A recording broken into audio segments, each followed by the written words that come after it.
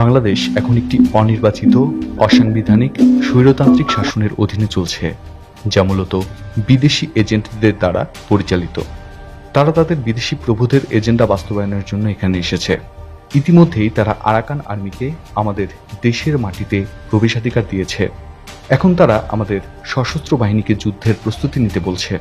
এভাবে তারা বাংলাদেশকে আরেকটি আফগানিস্তান বা ইউক্রেনে পরিণত করবে। ইউনুস গঙের পরিচয় জানলেই বুঝতে পারবেন তারা কখনোই এই দেশকে নিজের মনে করতে পারেনি। প্রধান উপদেষ্টা ডক্টর ইউনুস একজন মার্কিন নাগরিক। তিনি জার্মানি, ইতালি এবং ফ্রান্সেরও নাগরিক। পরিবেশ উপদেষ্টা সৈয়দা রেজওয়ানা হাসান একজন ব্রিটিশ নাগরিক। প্রধান উপদেষ্টার আন্তর্জাতিক বিষয়ক বিশেষ দূত লুৎফে সিদ্দিকী একজন সুইস নাগরিক। জাতীয় নিরাপত্তা উপদেষ্টা খলিলুর রহমান একজন মার্কিন নাগরিক। আনিসুজ্জামান চৌধুরী প্রধান উপদেষ্টার বিশেষ সহকারী। প্রতিমন্ত্রীর মর্যাদা অর্থ মন্ত্রণালয় একজন অস্ট্রেলীয় নাগরিক। শফিউর রহমান প্রধান উপদেষ্টার বিশেষ সহকারী। প্রতিমন্ত্রীর মর্যাদা পররাষ্ট্র মন্ত্রণালয় একজন সুইস নাগরিক।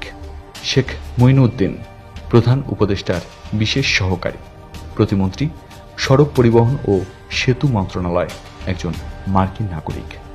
ফয়েজ আহমেদ তোয়েব প্রধান উপদেষ্টার বিশেষ সহকারী। প্রতিমন্ত্রী ডাক, টেলিযোগাযোগ ও তথ্য প্রযুক্তি মন্ত্রণালয় একজন ডাচ নাগরিক। আশিক চৌধুরী প্রতিমন্ত্রী পদমর্যাদা বিনিয়োগ উন্নয়ন কর্তৃপক্ষ একজন ব্রিটিশ নাগরিক।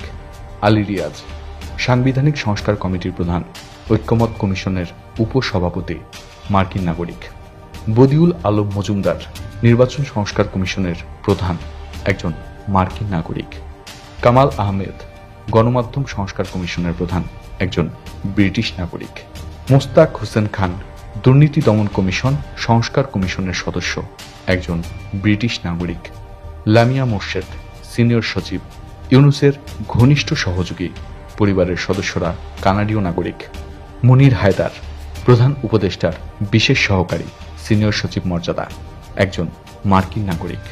এম মুশফিকুল ফজল আনসারি সিনিয়র সচিব মর্যাদা, মেক্সিকোতে নিযুক্ত বাংলাদেশের রাষ্ট্রদূত একজন মার্কিন নাগরিক। শফিক এম খায়রুল ইসলাম প্রধান উপদেষ্টার ব্যক্তিগত সচিব, যুগ্ম সচিব মর্যাদা একজন মার্কিন নাগরিক।